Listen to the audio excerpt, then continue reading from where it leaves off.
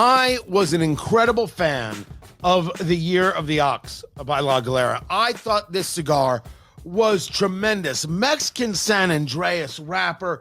It was the Corojo and the Palito Cubano in the binder and filler, and it was a Churchill. And I am a sucker for a Churchill. That's the size that I like. This was a 7.5 by 52. Man, that cigar was spectacular. If I could find a box today, I would buy a box. La Galera, I don't know. People don't talk about them. I'm telling you, they do great work. I love their Connecticut's. You smoked their Maduros, Fingers Malloy, and now it's the Year of the Dragon we get to try, which is a very different cigar than the Year of the Ox. It's Eat, Drink, Smoke. I'm Tony Katz, and that right there is America's favorite amateur drinker, Fingers Malloy. Love getting into this. What it is that Hochi has done here, Jose Hochi Blanco of Tabacalera Palma, who makes the La Galera. This is the Year of the Dragon, 6 by 52, which means it is 6 inches long. Always makes Fingers Malloy laugh. And the ring gauge is a 52, the diameter of the cigar, or how thick it is around. Again, with the laughter. This is an Ecuadorian Habano wrapper. You've got this Piloto Cubano. That's the best I do, by the way, with my accent. That's the best I go. Pimento. Piloto? Ricardo? What? Don't be that guy. What did you say? Don't be. Piloto Cubano. Oh, Cubano. Okay. Gosh. Sometimes I worry about you. What? Sometimes I worry a lot. And it is Criollo in the binder and filler as well.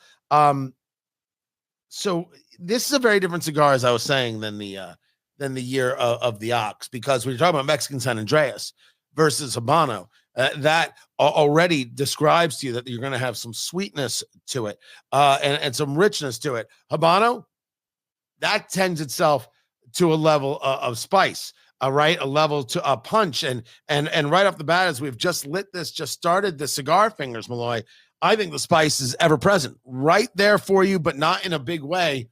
Are you telling me you're not getting any spice? A little bit of spice. I gavolt. Maybe it has something to do with what I ate today. I don't know. Are we already playing? Well, it's. I started a diet today. Ladies and gentlemen, this show should have come with a trigger warning. I apologize to you and to yours that Fingers Malloy is once again on a carnivore keto kick. Fingers Malloy, what are you doing? What am I doing? Yeah, why are you on a diet? Have you seen me? You look great. No, I've gained about 20 pounds since the holidays. It's really? Yeah, and I'm like Oprah. I gain and lose weight in the blink of an eye, Tony. Blink of an eye. Blink of an eye. Yeah, 20 pounds in 7 days, I'm guessing. So, and then I'll go ahead and I'll do the carnivore diet and I'll lose 20 pounds in like which is freaky that you're able to do that, because I can't do that. Yeah, I can carnivore diet now. It'll happen. It won't. There's a level to which I've given up caring. Good for you. What's interesting is that level is increasing. My level of giving up caring. I'm not giving up the cigars though. So wait, what did you eat today that would screw with? It's time to play America's favorite game, everybody. What did Fingers eat today? Fingers Malloy, known for his gas station vending machine finds. He will tell us what he ate, and then we will ask the age-old question, Fingers Malloy, how are you still alive? Fingers, what'd you eat today? So I had a 16-ounce sirloin and 2 eggs, and I did salt, pepper, garlic on the rub on the steak, but man, I'm telling you, I won't say too much pepper, but a lot more pepper than I usually use. So you think you've out-peppered yourself? I may have. Okay. Is that all you've had today? Yes. Fingers Malloy, how are you still alive? I don't know, because I should have had another 16-ounce sirloin steak. That's correct. That is absolutely accurate. So that pepper, I think, I'm not getting as much spice off of this cigar as maybe you are. I am getting. It's not overwhelming. It's not overpowering. It's just there. It is present from the very, very beginning. And by the way, what you eat, what you drink absolutely affects your palate. Weather does as well. And in the Indianapolis area, that's where we are, Indianapolis, Indiana, I believe the terminology is effing freezing. It's awful. I mean, just brutal. Absolutely terrible. We've got a sunroom that we have. The whole house has a gas furnace, but we added on a sunroom at the back of the house, and it's got a split unit, and it is working overdrive just to keep it at about 63, 64 degrees in there. And it's well insulated. I just apparently have the wrong split unit. Then honestly, at this stage, I think you should replace. You think? We have built the studio split unit. Are you toasty right now? Yes, it's very nice. Now, I will admit that there were a couple of days where it was chilly. It was cold. It took a while for everything to catch up. And then there was one moment where the breaker was tripped. I'm like, what in the world happened there? But it only happened once. It didn't happen again. The split unit is your friend. You have to size up. You got to man up. You gotta get that, split unit, some Viagra or whatever you do. You gotta make it grow. A split unit Viagra? I don't know what they call it. Is that available? I'm pretty sure that's the HVAC lingo.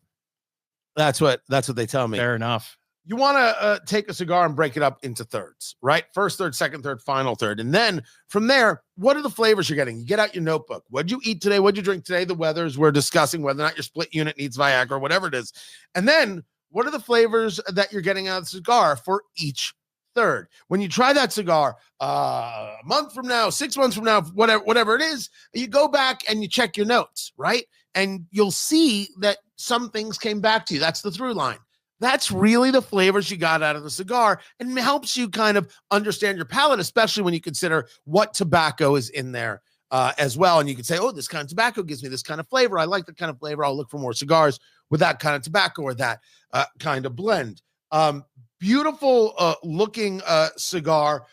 Not a true, almost a true brown, but not a saddle brown, right? Doesn't have those oranges. I think it's got a nice feel to it. Not overly oily, but not a faint amount either, right? Just right in there. I could use a little more oil myself, and a very, very good, easy draw fingers. Yeah, absolutely. But going back to what you said earlier, for me, I'm getting a little bit of spice, but I'm getting more of a creamy sweetness off of this, and some what you describe as tobacco forward more than. Are you really? Yeah, I'm not getting a lot of spice on it, but again, it could be just my pepper steak messing with my palate. Who knows? How long ago did you eat this pepper steak? About 5 minutes before I got here. Oh, good God! I was hungry. I'm a growing boy. Your fingers is lost to us. So La Galera. I first of all, they make the most beautiful band. Holy moly. Gorgeous. And with the second band, with the Year of the Dragon, it is beautiful. And the golds and the greens that they do. I think that their Connecticut's, I think, are wonderful. You go into the humidor right now, you'll find them. You smoke the Maduros that they do. They do great work, absolutely terrific work. But I think it's one of those brands that you don't see at many tobacconist shops. You find it online, but not in many shops. I think it's a mistake. I think that they do solid work. And so far, this is a solid smoke. This is easy smoking. Hasn't been an issue. Is it in our humidor? That's up next. This is Eat, Drink, Smoke.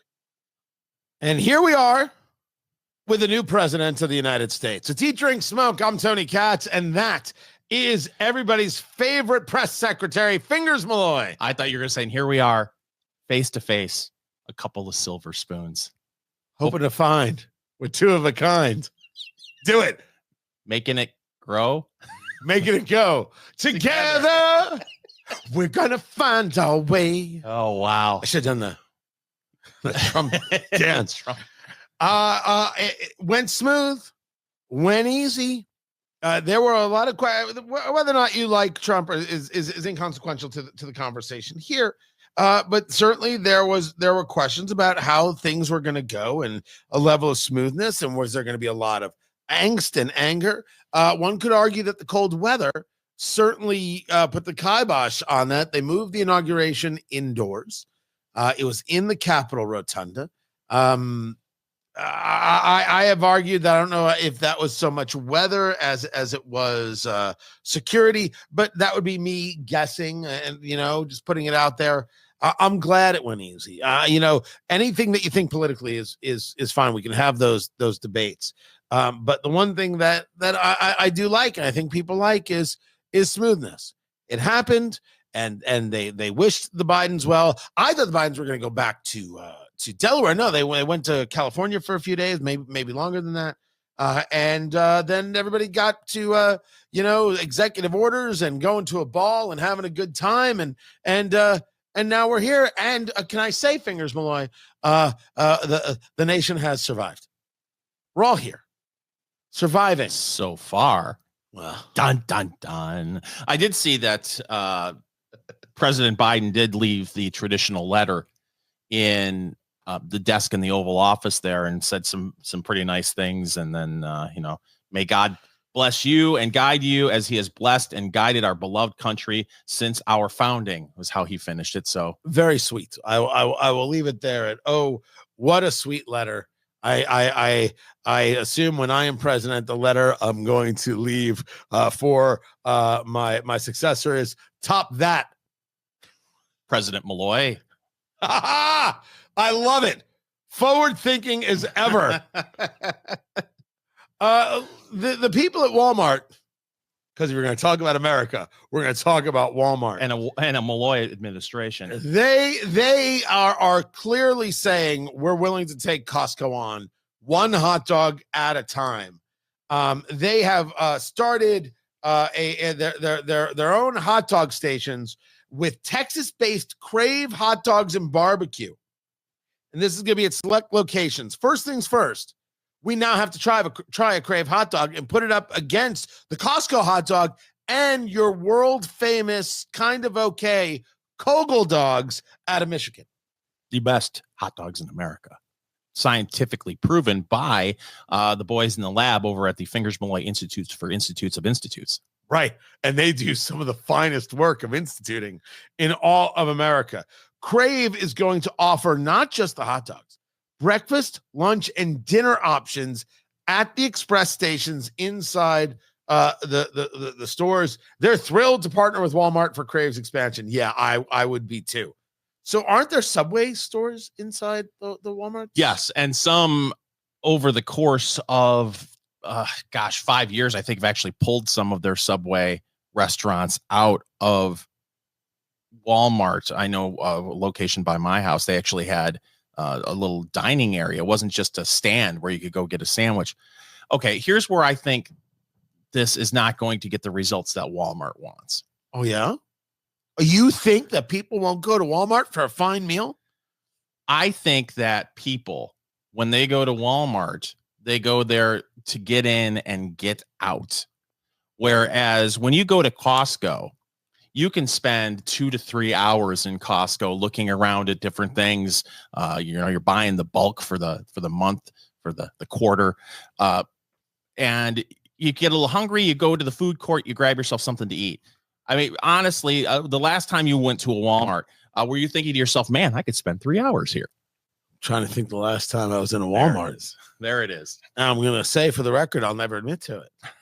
And I like Walmart. Yes, when I do go to Costco, I do put on my Sunday finest, and then I read, of course, the Saturday Evening Post while I'm there, while I'm dining on a hot dog, and I say to the missus, how about we get ourselves a little bit of that ice cream treat you love so much? I like to take care of you, kid. I give her one of these. It's because I love to take care of her with a little frozen treat. And then the people say, excuse me, get out of our furniture. And I'm always like, how rude. And I walk. You are right. People see the shopping experience different. But if you want people to change how they view the shopping experience, don't you have to change the shopping experience? And isn't this a way to do it? Because they're not just saying hot dogs. This is a barbecue place. Are they going to start offering brisket at this place? The menu will have Chicago dogs. You love a good Chicago dog. Mac and brisket bowls, ribs, and much more. I feel like this is the kind of place that you grab food on your way out of Walmart and take it home with you and then enjoy it at home and not at Walmart. They also, in some locations, have partnered with Mr. Gotti's Pizza. How you doing? How you doing? How you doing? And then they also have some Wetzel pretzels in locations. That I Now, understand. right? So you're saying that there's no appetite, the pun, for sitting down inside your friendly neighborhood Walmart.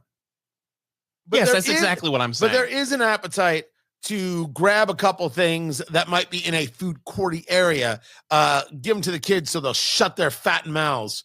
And that's what you're saying. Okay. That's what you said about the kids. You said these kids have some fatty fat mouths. It's like we're gonna shut them right up with some salt and some fat sludge and frosting. Fat sludge. That's the name of our new place. Call it Fat Sludge. No, I just have a hard time believing that there are going to be people that will run and get the family in the old station wagon and drive to Walmart and spend 3 hours there, go to the food court. It's a different shopping experience than Costco. And you may be right. Maybe doing this will help change people's way of thinking when it comes to a Walmart trip. Better be really good barbecue. It's not. I shouldn't say it's not going to be, but how do you engage a level? Can they engage Buc-ee's quality? That to me would be the standard, and that's a heck of a standard, right? I mean, they do have good barbecue at Buc-ee's. Okay, but even then, you are going in, you're running in, you're grabbing the barbecue, and you're leaving. I've spent an hour in Buc-ee's. You've done what? I've spent an hour at Buc-ee's. Yeah, between getting the gas, then the 15-minute hike from the gas pump into the Buc-ee's. I forgot how you walk. Yeah, and then you use the restroom, then you grab something to eat, then you grab something else to eat. The next thing you know, man, it's been 3 hours. Man, you've got issues. We are smoking from La Galera. This is the year of the dragon. 6x52 Toro Ecuadorian Habano wrapper here. Working our way into the second third of this cigar, Fingers Malloy. I've smoked a couple of these already. I bought the box the minute I saw the box. I like La Galera. I like what they do. I like this cigar. I think the year of the ox, as I was talking about it earlier, is a more enjoyable stick for me. But this is a nice flavor profile. You had talked about getting a creamy sweetness. I had talked about getting a spice. I think that this cigar, because of that Habano wrapper, plays a little more savory. It really does get a touch more intense, certainly than some of the other ones. Certainly in the La Galera line, certainly different than the year of the ox, as I said. But this is a nice, solid, well-performing cigar. Yeah, I would completely agree with you on that. We have both had to set the stick down several times and haven't not really, for anything other than we were doing other things for the show and the video and everything else. And it actually stayed lit for me, setting it down for a few minutes. Minimal touch-ups. The construction is fantastic, has a nice even burn to it, good hand feel. Yeah, it's a very good stick. So the question is it in your humidor for $38 a stick? This is a special occasion cigar for me, Tony. Correct answer. And so, yes, it would be in my humidor. I may have one in the humidor for a special occasion. When you start getting $38, $40 a stick, that's when I start to get a little bit cautious. So one of the things that I would suggest with this idea is this is the kind of cigar, the whole year of the whatever, right, based on the Chinese New Year. There are a lot of groups that come out with this kind of cigar. Plasencia does it. Davidoff does it. Gurkha does it. Oh, yeah, so many. This is a good time if you've got a group of friends. We're all cigar folk. Go in on the box. It's usually a box of 10. 5 guys, right? At $38 a stick, it's $380. But $70, you get 2 cigars. You smoke one all together. You get to smoke one at another time, so you get to do some comparison. That For me, that's the way to handle these. Look, if this is your jam, get the whole box. I bought the whole box based on the Year of the Ox. If I found a Year of the Ox box, I would buy it. If you told me you had 4 boxes, I would buy all 4 boxes. There's not a question in my mind. I would do it, not think twice. I would do it with a song in my heart and a little sachet. Perhaps I would a little spring in my step, a little hot cha-cha, some jazz hands and some spirit fingers. I'd be doing the whole thing. You know, a lot of people like to call me Spirit Fingers. See what I did there. This, I'm glad I bought the box. I am glad I bought the box. It does not move me like the Ox did. That said, I think this is the idea of worth $38 is tough. If this was $25, I'd say, yeah, terrific stick. Mm-hmm. If this was $17, I would say this is super dreamy. I think it's a good stick. I really do. For the people who like a little bit of spice, who don't want to be overwhelmed, who want to be able to get a little thickness in the cigar, feel it a touch in the cheek. Yeah, I absolutely think is there. And I think this is going to give you 90 to 120 minutes. This can be a 2-hour stick. Now, that's depending on how fast you smoke and things like that. It's a little higher than I would like it to be price-wise. It is. For me, $30 is a no-brainer. And still, for me, that's a special occasion cigar. Yeah. But at $30, I'd be like, okay, that's more palatable. You start getting 40, and I know a lot of people are probably thinking, geez, you're kind of nitpicking here. But no, you gotta have a standard. You gotta have a place, right? Yeah, a moment where you're like, okay, I'm done here. But I like the idea of people creating their own cigar clubs, right? Groupings. Very, very much, we talk about the cigar lounge and the value we see in the cigar lounge in being a place where people connect, where people share, where conversations are taking place that aren't aggressive, but rather they're casual and usually very, very interesting. And that's always been our experience, and love that culture, that lifestyle. This can be done within groups as well. And you can do this. If you got a group of guys that you smoke with or a group of friends, and saying, you know what, when they come out for with the year ofs, you know what, we're gonna pick 3 and we're gonna buy 3 boxes and we're gonna split them up, and then we're gonna smoke all of them together, and then we'll have one that we can all smoke, whatever it is we choose that we smoke. I think that's good. And you're sharing a little bit about the cigar, you're sharing in an experience, and then of course whatever other conversations happen. I dig that. I think I know plenty of people do it already, and I'm all about putting people on that happy bus, right? Go do that. Great idea. Great, something to look forward to every year as well. I dig it. We've never done that, but I think other people should do that. Like a book of the month club, except for cigars. Right. And once a year. Once a decade. Oh, I think there are definitely plenty of people who get together and pick a cigar to smoke once a month. Oh, I think that absolutely happens. But I think that's a little more like work. I think the idea of saying, okay, here's the special occasion thing. And there are special occasion cigars. You know what came out and I didn't get my hands on it? The Amazon Basin from CAO. Didn't get my hands on it.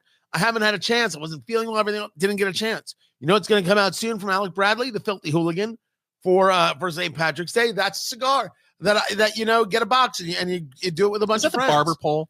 Yes, but it's 3. It's 3 tobaccos on the Filthy. The Shamrock is 2. Okay. And the Filthy Hooligan is 3 different tobaccos on there. I like the Filthy Hooligan. I think it's a fun stick. So I think that, you don't have to do it all the time, but just these special things that come out when they come out, I absolutely favor that. Huge way. But it's time, Fingers Malloy, for News of the Week. So, Tony, this is a story that really is a conversation that is being had around the country, but I'm focusing on Pittsburgh. Figures released late last year show Pittsburgh's police their force lost more officers in 2024 than they have in at least the last 12 years. This is a trend that seems to be happening around the country as police forces see a lot of people retiring, but not getting as many recruits in to cover the retirees. So we've certainly heard this story around the country where police officers feel like they're not getting the backup they need from their department. Sometimes what they're leaving for is jobs in smaller cities that pay better, and it's a safer environment. And I mean, I get that. I understand that. So I'm curious as to what is causing the exodus. Of the 103 officers who left in 2024, 66 officers retired and 36, including 12 police recruits, just resigned. Oh, that's a real problem. Because you have nobody coming in, and people you've brought in, you weren't able to sell into the culture, which means there's a culture issue. And I'm not going to pick on Pittsburgh. I think that this is absolutely a problem. I wonder if that is a systemic of the political mood we were in, George Floyd, COVID, those things, those riots. I wonder, being now removed from that, whether or not that can turn around, whether or not there's short memory spans on that subject. Or it could be, like you said, some of those people who resigned just went to a police force in a smaller town. It's possible, but you're right. I mean, that is a warning sign, if anything is. There has to come a moment where people look at the subscription services and say, screw you. Is that too rough? I would have said to heck with you. Is that what you said? That's my nature. I'm not profane Polly. We really should have an after-hour show. It's Eat, Drink, Smoke. I'm Tony Katz, and that right there is America's favorite amateur drinker, Fingers Malloy. Find everything we do at eatdrinksmokeshow.com. eatdrinksmokeshow.com. Netflix is raising their prices again. It's you got the ads, it's going up a buck. If you've got the no ads, and the 4K video, it's going up $2 to $24.99 a month. $24.99 a month. And they gained like 18 million subscribers last quarter. I don't know if it's because they are now offering much more in the way of live events than they did before, that they think that they can justify this, even though if you look at the Jake Paul, Mike Tyson fight and the NFL games, the streaming glitches that they had during those events made a lot of people really upset. But to me, I guess I really misread this whole thing, because I thought when, people were cutting the cord, really started doing it, 3-4 years ago. I thought because these streaming services, like, this is more of a replacement for cable situation, like Hulu Live and YouTube TV and services like that, because you didn't have to sign a 1-year deal, some sort of contract, you could drop it, after 1 month. I thought that would keep prices low, because you just go hopping from one service to another. All of these streaming services, the prices of these services have just exploded over the past few years. You cannot afford to keep them all. Now, we have a bunch. How many do you have? What do you got? 4, I think. Okay, so we've got the Netflix, we've got the Hulus, and we have the Peacocks. And we have something else. Paramount? No. Disney? No, it's part of Hulu. That whole ESPN Plus? Yeah, it's all part of that. We've got another one. We've got another one. Maybe we steal that one from our neighbors. Cinemax? I think the point is, not Cinemax, not Cinemax. Wait, is Cinemax still around? I don't know. Because I would just want the Emmanuel series. There it is. I do believe it is, because Fingers Malloy Sr. pays like $250 a month for cable and internet. It's absolutely insane. He gets every channel and then some, but he's at that point in his life where he doesn't, first of all, using streaming services and apps on his TV, that's completely out the window. But then also he knows his channel lineup. He knows what channel 62 is. There's no changing. So he's going to continue to pay it. So if you can afford this stuff, you are clearly not in radio. And then there's this. Fingers Malloy sent me this story.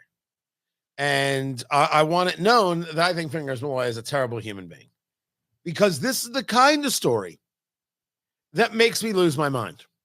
Why? I'm going to you shut your mouth. I'm going to say things that are not okay. Oh. And I want it known, ladies, that everything I'm about to say, I mean every last bit of it. Now, some women are going to be very offended. Yeah, you just watch Fingers. Are going to be very offended because they will never do this. They're not like this. And they are disgusted that some women are like this. Hey, there are plenty of things that men do. I am disgusted that they do. Like men who don't carry cash. Disgusting. Men who don't suit up on an airplane. Disgusting. Right? There are things that men do that are wholly and completely gross. This is the story. This is the headline from the New York Post. This is the fault of Fingers Malloy. That's me. Yeah. Wife makes husband pay her a monthly $206 woman tax because females, quote, have a harder time. Mm-hmm. Well, I, for one, completely agree with her. I'm shocked that they live longer than us. This is the viral video that was on TikTok. This is the quote.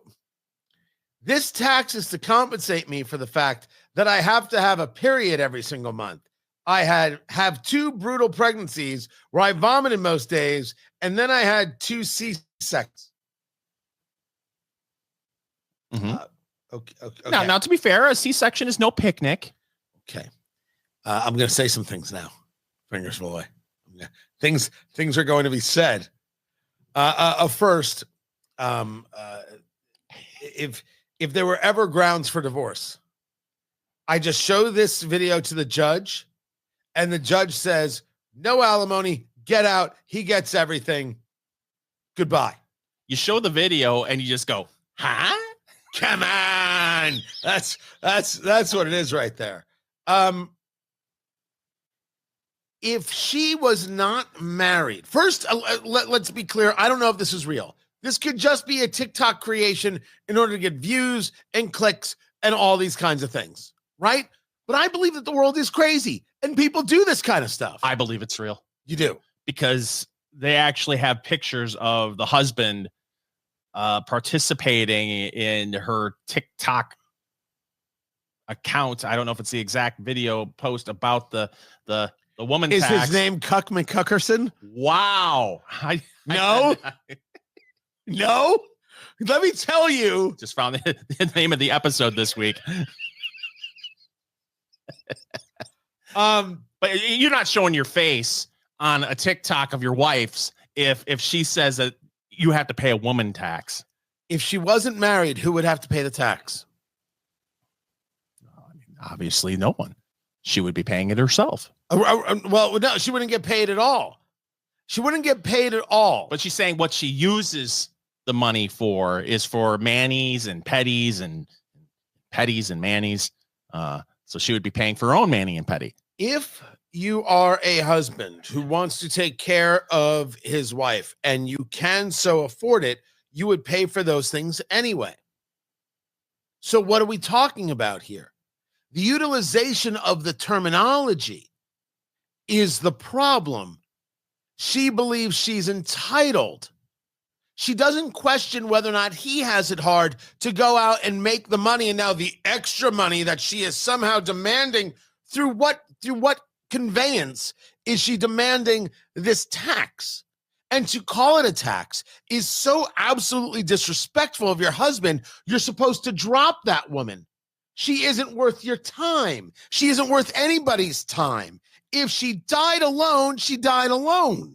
That's the answer. She's telling you how absolutely worthless she is. That's what's happening. Yes. Well, I've said this on several occasions, Tony, that men are from Mars and women are from Venus. But the one thing I really get tired of is this constant battle on social media over who has it tougher, women or men. It's not a battle. She doesn't look at the fact that she had 2 healthy children. She looks at the fact that this was difficult and someone owes me. Not the, my gosh, look what just got created. Yeah, but she said that she needs this because, as it says in the title of this piece, because females have a harder time. With all due respect to everybody, the only person having a hard time right now, the only person having a hard time is me having to deal with this nonsense story. Life is hard for everyone. And how did you come up to the number of $206? If I'm having a hard time, $42,000 an hour. $206, was it a month or a week? A month. A month. She got the girls in the lab together. They put their lab coats on and then poured some fluid in beakers, and they came up with $206 a month. Whatever happened to just choking all of your anxiety and feelings and cramming them deep down inside and not sharing them on social media and not charging a tax? Guys, it's not that I go around advocating for divorce. I don't do that. But the idea that you would stay married to someone like that. And also, on the other side, if your wife is not like that, you better be damn well taking good care of her. Get her a mani and petty. And then some. This is Eat, Drink, Smoke. So Fingers Malloy comes to me and he says, Tony, I got us a vat of bourbon. And I said, you did what now? He goes, no, Tony. It's a vat of bourbon. It's just a big, giant mess of bourbon. I said, I don't think bourbon is sold like that. He goes, oh, no, Tony, it's sold like that. It is sold like that. Like if you ever needed bulk bourbon, I will get it for you. I have got the hookup. Except I said Tennessee whiskey. And he said Tennessee whiskey. And I said, oh, you went to Costco? He said, oh, yeah, I went to Costco. It's Eat, Drink, Smoke. I'm Tony Katz. And that right there is America's favorite amateur drinker, Fingers Malloy. And this is the Kirkland Tennessee Sour Mash Whiskey. Kirkland, of course, is the Costco brand. This is their basically version of a Jack Daniels because it goes through the Lincoln process. That's why, as Fingers so aptly explained, it is not a bourbon. It is a Tennessee whiskey. That Lincoln County process, as it's called, I said Lincoln process earlier, Lincoln County process, is a filtration that happens through maple charcoal. That action prevents it from being a bourbon. Now, you can go back to the history of Jack Daniels, where Jack Daniels never wanted to be a bourbon. And the bourbon, when we were designating bourbon in the United States, oh, no, you're a bourbon. And they said, hey, maybe you don't understand. We don't want to be no freaking bourbon. And they said it much more Tennessee than I can. My Tennessee comes out very North Jersey. And so the process, it means it is not a bourbon. Remember, all bourbons are whiskeys, but not all whiskeys are bourbons. This is what Kirkland puts out, and the thing is giant. How many pounds is that? 42. Is that right? Yes. Is that right? Has an atomic weight. Yeah, I needed a cart and a Sherpa to help me get it to my car. It is a 1.75 liter bottle. It is 40% alcohol by volume, and we had to do some looking about what mash bill is and really try and get an idea because there isn't too much about it. The general theory, the guys over at liquorlaboratory.com had a very, very good write-up here. They think it's 70% corn, 15% rye, and 15% barley. Now, to be a bourbon, of course, it'd have to be 51% corn. It meets all of those requisites, but it does not with that filtration. And, of course, branding is everything. It is so that mash bill would make you think that this is a pretty sweet product, right? Depending on how pungent that rye is, 70% corn usually would lend itself, Fingers, to something that's pretty dang sweet. Yeah, I would think so. So I'll be interested to see your thoughts on it because, normally when we're talking bourbon, we're talking rye, you kind of tend to lean away from the sweeter bourbons, the sweeter ryes. I'm much more of a rye guy than a bourbon guy. I like more oak in my things. That's where I live and breathe. I enjoy it so much. And one of the things that we thought was interesting about this is that after pouring it, you could smell it. Yeah, like the nose in here. The minute we poured it, there it was, right there. But Fingers made I think the right observation. If we're talking about Jack Daniels has a nose of banana. Does nose and on the palate. Not there. That's not what we got from this. No, not at all. But I would go ahead. Now, Go ahead. Here's what's interesting. Now, we are in a rocks glass. We're not in the Glencairn Glen Ross glass. But so the nose, it was interesting. When you poured it, you could smell it. Now that I have to get my nose deep in this rocks glass before I'm getting anything. Well, it was just waiting to escape. That's probably exactly what it was. All right. So first things first, it is a nice color. We've got these in the rocks glasses. Here it is, a nice coloring, a classic kind of bourbon coloring there. Not necessarily with the viscosity, not sticking to the side of the glass. I'll start. Fruit salad. Yes, cantaloupe, please. Honeydew, melon. That like right off the bat, very, very, very, very clear in doing that. Underneath that, I would argue a little bit of vanilla, maybe some cinnamon. Yeah, and maybe a hint of oak, but I think you pretty much nailed it. Yeah, I don't. But you really have to get your nose in this. At least for me, I have to really get my nose in this glass to get anything. It's not as strong on the nose as I thought it was going to be from the initial pour. Yeah, that nose is it. I mean, melon is the best way to describe that. That's exactly what it is. That is fruit salad-esque right there, and a little bit of an alcohol behind it, but not strong. This from the people at Kirkland. This is their. You want to call it their version of Jack Daniels. They call it a Tennessee sour mash whiskey. It's fine if you call it that. No one's going to yell at you. They might sue you, but hey, you know what? Live dangerously. Fingers, you ready for this? I've been ready for this all day. He's doing what is known as the Kentucky Chew. He is going to move that around the palate, get a feel for what's going on. The first sip, you might want to take two because the first sip sets the taste buds. The second sip really gives you an idea of the flavors. Fingers. Okay. That candied fruit cocktail that's still there on the palate. Also a bit of wood, some vanilla. Boy, I got to tell you, absolutely zero sting, no burn in the chest at all. This, especially when we get into the price point, right? This is very good. All right, I'm going in. This is the Kirkland signature. I'm going to try and lift this bottle.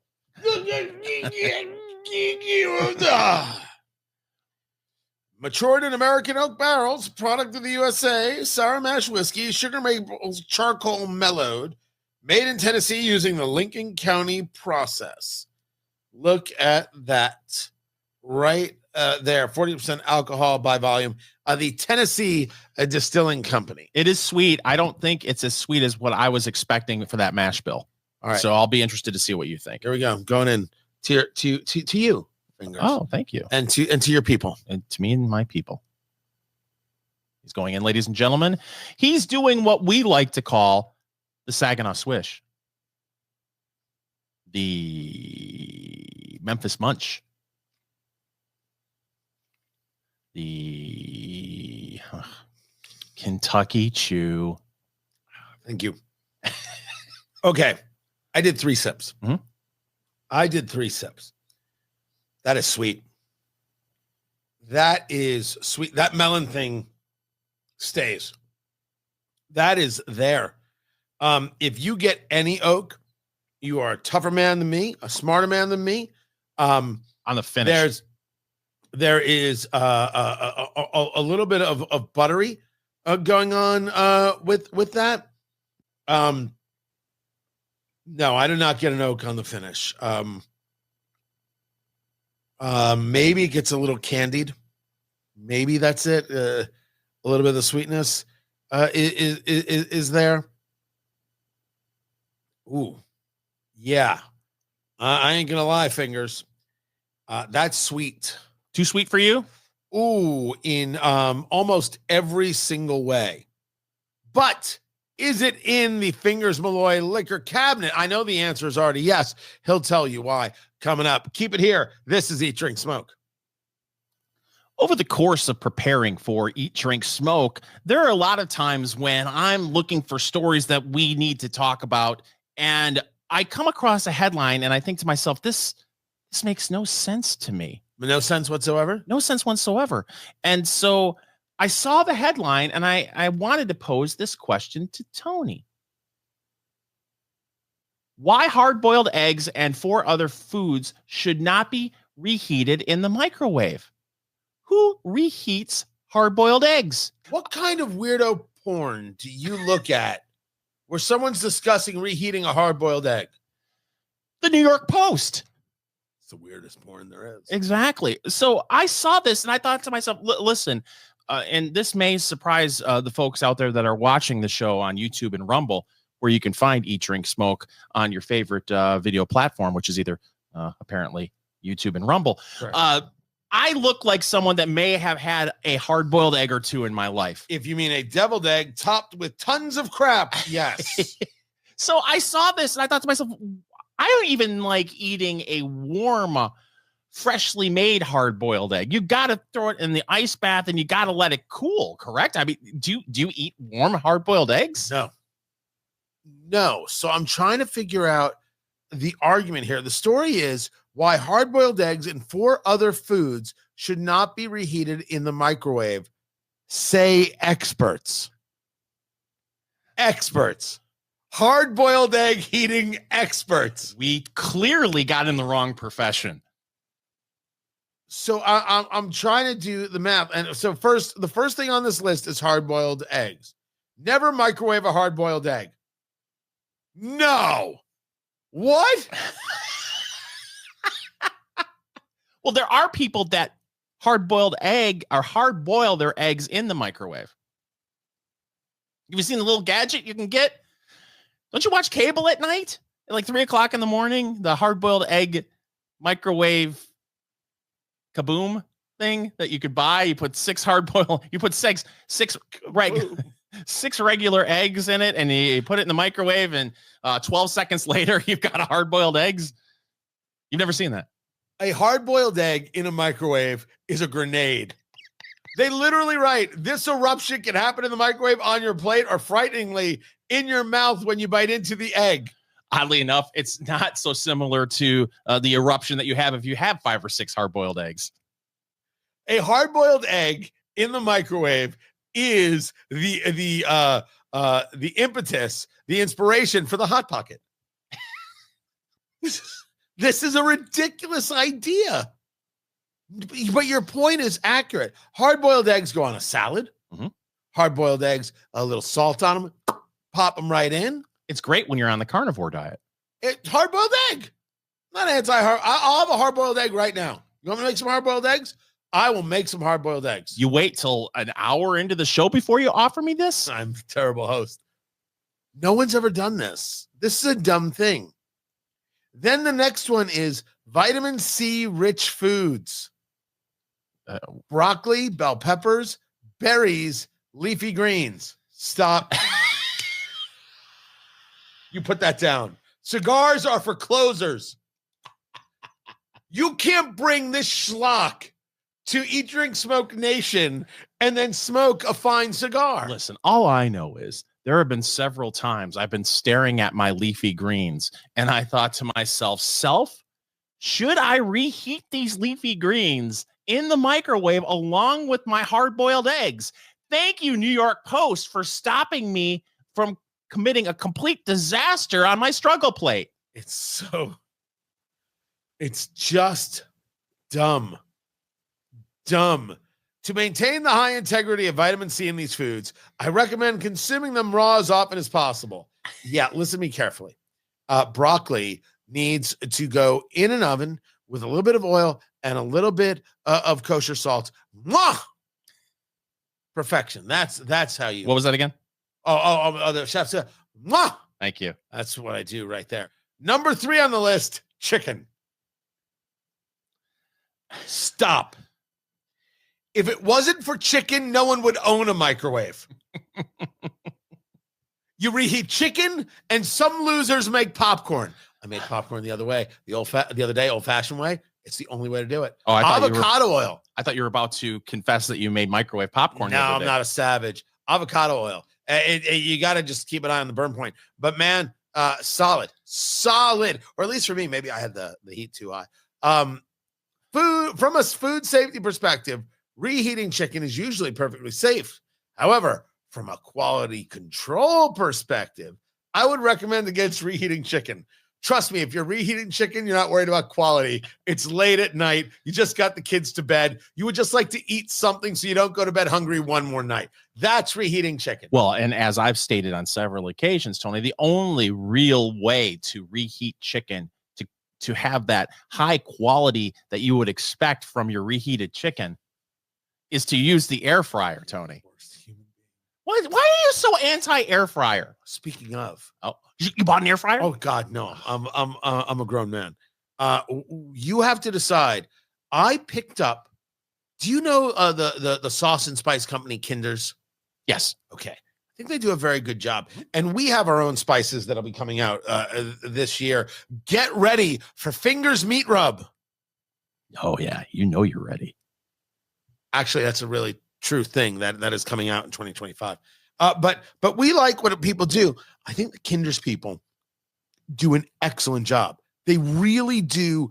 A presentation, a price. I think it's solid. Came across on sale 4 different sauces of Kinder's, and I have a bag of wings. I just want to know if you want to smoke them or you just want to do them in an oven.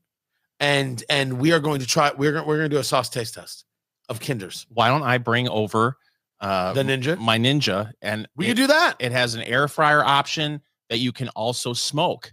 You can smoke and air fry at the same time. That's why I asked. If you want to do it, bring it, and we will throw all the wings in there, and we'll cook them up the same, and then we'll be able to test. I just have one request. That is, can we wait until it's not 0 degrees out to do this? No. Number 4 on the list of things to not reheat in a microwave: seafood. Correct. Oh, so wrong. Accurate. You are the most popular person in the office if you bring your seafood into the break room for lunch and you throw that sea bass into the microwave. Second option for popularity: make tuna fish. right there. And take it on the plane with you. I've never actually seen that happen, but I'm sure it has. Oh, I'm sure it has too. People are terrible. And number 5, steak. Now, the seafood and the steak thing. Yes, that's what ovens are for. That's what toaster ovens are for. That is how you should reheat it. And I would argue chicken as well, right? That is how you should reheat it. It is a better quality when it comes out. You don't get that rubbery silliness. But the whole thing about hard-boiled eggs, which is where the story started, it's the dumbest thing I ever heard. No one heats up a hard-boiled egg. No one. I just can't imagine saying to yourself, I would love that hard-boiled egg if it weren't so cold. What? Who says that? Does anybody have a microwave? No. Absolutely not. Boy, smoking the Year of the Dragon. This from La Galera, $38 a stick, 6x52. It is a lovely cigar. It is an absolutely lovely cigar. I like every bit of it. $38 is a high price. Wow. You smoked way more than I did. You're into nubbin land. Yeah. Well, we did have to take a little break, and while we took our break, I was smoking where you had to put the stick down. So there was that. But no, I smoke my cigars way too fast. That's true. That's true. I was doing one thing, you were doing another. It is a very good cigar. I'm telling you, when La Galera does good work, I think they are absolutely a bit unsung. $38 on this one on the Year of the Dragon is hard. Now, the Year of the Ox, as I've said, which was a Mexican San Andreas versus a Ecuadorian Habano wrapper, I would spend any amount of money, and it was $38. I'm buying them by the box. This is a good cigar. I want to be clear. I have had $50 cigars, not as good. Absolutely. I don't have a bad thing to say about La Galera at all. It's a little hard to connect the dollar amount here. to the steak. Yeah, So, for me, that spice did pick up a little bit. That sweetness actually is more subdued than it was in the first third, as I'm in the final third now. The construction, we've already talked about how it's well constructed. We both have had a nice even burn on our cigars. It's a really good smoking experience. But when you're talking about $38 a stick, that's where, at least for me, you're talking special occasion cigar. I still think it's worth it to have that special occasion cigar, to have this in your humidor. Yeah. But I don't know if I would have more than one. Yeah, and I'm really convinced. Grab a group of friends and go in on the box. Go in on the box and give it a go. But what we're drinking, this is unique. This is from Kirkland. This is Costco's version, I'm just going to say the words, of Jack. It is their Tennessee Sour Mash Whiskey. 40% alcohol by volume. A lot of melon. A tremendous amount on the palate. Fingers felt that there was a little bit of oak in there. I didn't get that. I felt there was a little bit of vanilla going on. Very, very sweet. So now the question is it different when you put it to the cube? Now, Fingers adds a little bit of water to his. Water brings down proof. That's what water does. It also will change the complexion of the whiskey, right? Some flavors get more pronounced. Some get more muted. I have got ice cubes, like ice chunks is what I've got here. So I'm going in. He already added his water. I'm just gonna do. There you go. So that wasn't dangerous and right on top of electrical equipment. Pouring that in. No, not at all. Genius. I am. Am I going first? Yeah, you go first this time. I'm going first right there. On the rocks. To your health. He's going in, ladies and gentlemen. He's wow. He's perplexed. So here's what happened. Spice built, flavor disappeared. Oh, gone. Non-existent. The flavor just no, I can't whistle. If I could whistle, you would have. That's what I was trying to do. And it did not. Yeah. Nope. That's a shame. Nope. Put that right there. I'm going to put that right over there, and I'm not going to look at it. It was better neat. But you added a little bit of water to yours, Fingers Malloy. So you're saying it's spicy alcohol water? Yes, spicy alcohol water, which is the name of my new cologne. Oh, nice. Yes. Right there. And you add a little bit of water. So cool water. We'll see what's going to go. All right, he's going in. He's there. He's got it. He's good. And he's taking his sip. And what say you, Fingers Horatio Malloy? It's fine. It's and I know you're not usually one to drink after other people. No, I'm good. Oh, see, look at fine. You. You're always handing your glass over to me. Yes, but, I know, but I am a picture of health. Oh, okay, is what I am. It took away a lot of that sweetness, but there's still flavor there. To me, it brought out a little bit of oak, a little bit more oak. Really? Yeah. I find that unbelievable. But this definitely is not Jack Daniels. No, by any stretch of the imagination. It isn't. It's a 1.75 liter bottle available at Costco. The question is it in your liquor cabinet? Fingers Malloy, what did you pay for this 1.75 liter bottle of Tennessee Sour Mash Whiskey from Kirkland Costco? I spent $24.99. That's why people buy it, ladies and gentlemen. What we determined is it might be fascinating in an old fashioned because of that melon, but then again with the ice, I don't know. But then again, you're adding other things to it, so maybe. And then the follow up, if you just needed a tub of whiskey to pass around at a party, yeah, sure, do it. You need something to add to your iced tea or to your lemonade. That I could absolutely see. For the folks that like Jack and Coke, I can totally see using this for Jack and Coke, except it's not Jack, it's Kirkland. You're going to get a different flavor profile. Yeah. But I mean, my gosh, for $24.99 for basically a half gallon. For a ton, for a metric ton of bourbon. I think that's good to have on hand if you're having a party. You know, the Super Bowl's right around the corner. If you're loading up at Costco for a Super Bowl party, I think that's definitely right. I understand. Neat. It's not that I find it objectionable. It's just it was more sweet than I like. That's all. So therefore, it could work very, very well for a party. And I'm seriously in a lemonade and an iced tea or something like that. Low cost, high yield mix, man. I was expecting that to be really harsh, and that it's definitely it's not harsh. Yeah. Oh, I get your point. Yes, far smoother than one would imagine. Yeah. Far fruitier than one would have imagined. Yeah. Just no. Yeah. Right. I'm going to stick with the hot dogs. It's time, Fingers Malloy, for news of the week. So, Tony, Advanced Auto Parts is really struggling. They announced last year they were going to close over 500 stores, and now it looks like they're going to take 200 of those stores and actually sell them off. I'm interested in this because I'm wondering if we're getting to the point where people are, of course, switching their purchasing power, going to online outlets to get their auto parts, but also are we hitting a situation where cars are much more complex to work on and people are just deciding it's too hard to work on my vehicle in the garage anymore. I'm just going to take it to the mechanic. I got to tell you, I've done several brake jobs over the years on cars. I just did a brake job on my car that was a real pain in the neck. And then in the last 2 months, I've had to replace headlight bulbs on 2 different cars. And why they're making it so difficult to replace, it's absolutely frustrating. It used to be so easy to change a headlight bulb.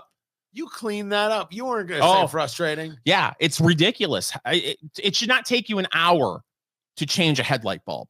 But when they got it to where you got to go underneath the quarter panel and reach up and you got to, take panels off when you instead of just lifting the hood up and replacing the bulb, it's insane. So are people deciding this is just way too difficult to work on their own cars, or is it the online component?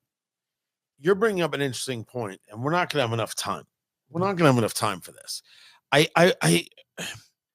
The car is disposable. You think about the people who lease, you think about the people who trade in every couple of years. The idea of holding on to your car, working on your car, the car is going to be 15 years. People don't think like that. And if they're not thinking like that, they're certainly not going to engage in repairs like that. And then add to it exactly what you just said, which all these manufacturers would be well to heed. If you make it impossible, no, we're not going to do any of that stuff. But it could be it's exactly what the manufacturers want. It could be that, right? Just go get another car. I believe it was 2 weeks ago when Tony said to me, Fingers, I need a snowblower. It may have been about 2 weeks ago. And I said, that's a good idea, Tony, because you don't want any of those snow shovel related heart attacks. I don't want any heart attacks. Especially snow shovel related heart attacks. It's Eat, Drink, Smoke. I'm Fingers Malloy along with Tony Katz. The books, Let's Go Bourbon and Let's Go Barbecue. They are both available over at Amazon.com. And I talked to the boys at Amazon, Tony, and they told me these 2 books, you need to order them now because supplies are limited, Tony. It's sure they are. Sure, Jeff Bezos. Limited. So go pick up your copy of Let's Go Bourbon and Let's Go Barbecue today because Valentine's Day is right around the corner. It is. Now, Tony, we talked about this last week or like I said, 2 weeks ago about the snow blower. And we're in central Indiana. And it's really strange, the winters here. I'm used to growing up in Michigan and, you would get 6 inches of snow or less. That was a dusting up there. And so down here, people tend to panic if you get 3 or 4 inches of snow. People go to the grocery store, they run, they get all the bottled water, they tear sheets. Right, you got to get your bread. Yeah, you got to get your milk. You got to get your contraceptives. These are the things you need if you're going to survive the snow. Yeah, because it's not like the roads are going to be plowed in a day, and you can go to the grocery store. You got to load up on all the stuff. So. It's always, for years, it was foreign to me to get. The roads are not going to be plowed in a day. The main roads to go to the grocery store. Do you really need to stock up like you're gonna be. I don't know what kind of 3 fancy months. town you live in where the roads are all plowed in a day. A lot of people dealt with a lot of crap in our area of Indianapolis and other cities. So I don't know how they're not prepared, but every now and again, it's very obvious. They look outside and they're like, "Hon, Marge, what's there's white stuff on the ground. Marge, you got to see it for yourself, Marge. Bunch of white stuff on the ground." That's how they sound. Marge doesn't care. Having said that, okay, Marge never cared. Okay, she gave up on that marriage years ago. That's true. To be fair, 2 days. I mean, unless it's a foot of snow, it's not like you have to run to the grocery store and get all the canned goods possible to get you through. You need some cream and mushroom soup, some evaporated milk, croutons. Oh, you gotta get that in a can. If you're not getting your croutons in a can, I honestly don't even know what you're eating. Exactly. So anyway, this all has a point. Yes.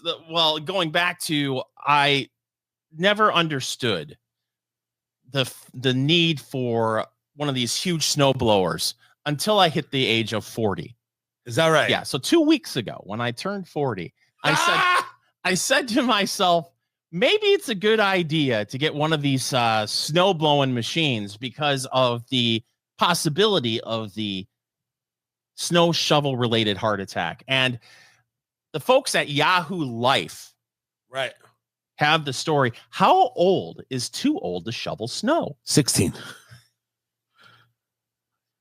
Well, now I just don't have to go into the story at all. What do they say? What are the fine people at Yahoo Life where I go for all of my life advice?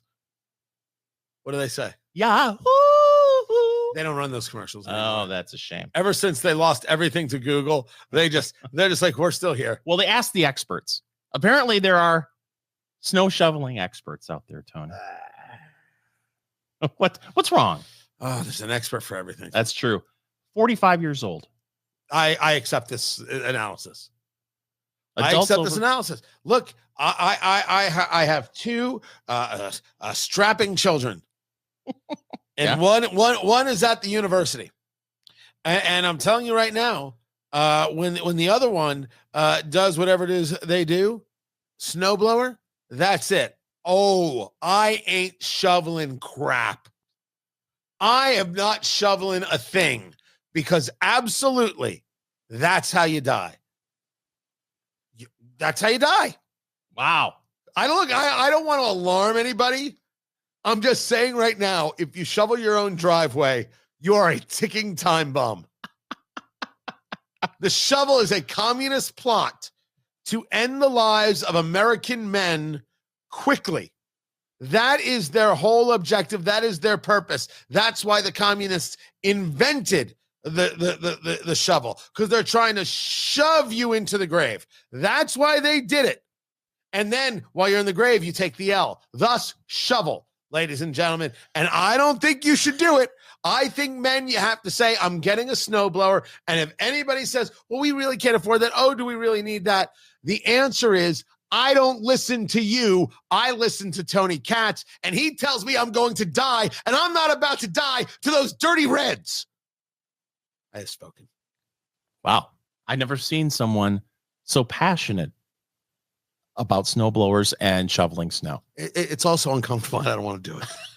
Well, did you go get the snowblower? No, not yet. So, but this is weird because I got handed down to me a really ridiculously nice snowblower that can shoot snow. I'm guessing somewhere in the neighborhood of 100 yards. Williams-Sonoma? Yes. Nice. It has 4, 5, 6 gears. It has a transmission, has reverse, sound has system? a headlight, Bose sound system, cruise control, nice. has the whole nice thing. But in central Indiana, we will go through winters where we'll have maybe 5 or 6 inches of snow, and then other times 25 inches of snow in a week. And so I was not used to using a snowblower. In fact, I fired it up. We had a winter storm in central Indiana here a couple of weeks ago. It was the first time I fired up the snowblower in 2 years. So it was always weird to me to get the snowblower. For you you are a transplant as well. I came from Michigan. I came from, well, I don't know. I came from California, but I grew up in Jersey and DC. Sure, but it's been a long time. It's been a lot of, no, but I mean, I've dealt with snow. I'm not afraid. Was there much of I don't want to say a learning curve, but the adjustment to a central Indiana winter?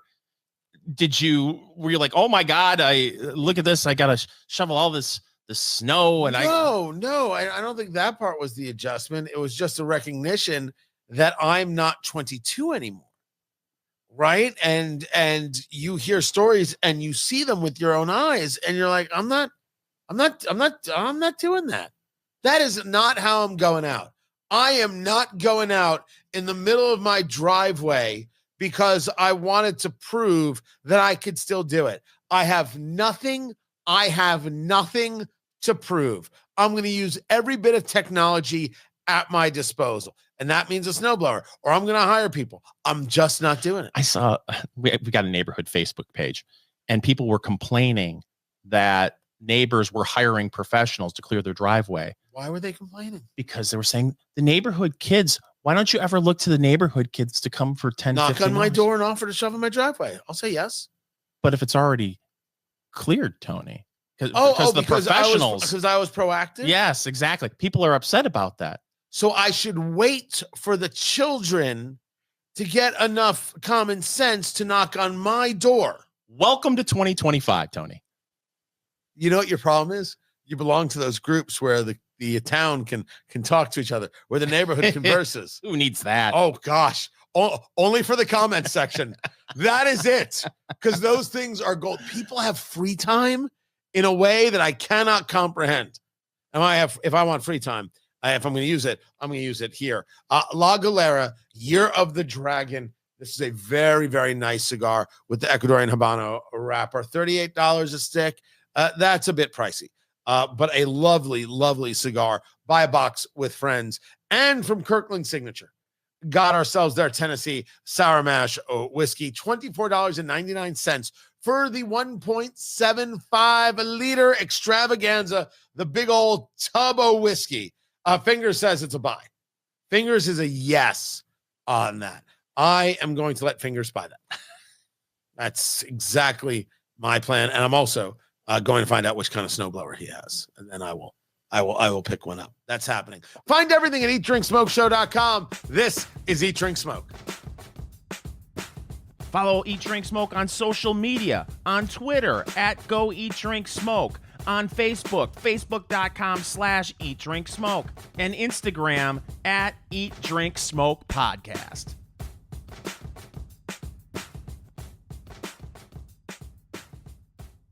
Hey, you made it all the way through to the end of this video. We're proud of you. You should watch more of our videos. Make sure you subscribe right there to Eat, Drink, Smoke, wherever it is you get your videos, on YouTube, on Rumble, and don't forget Instagram, Eat, Drink, Smoke Podcast, where we've got the shorts and some very cool things going on.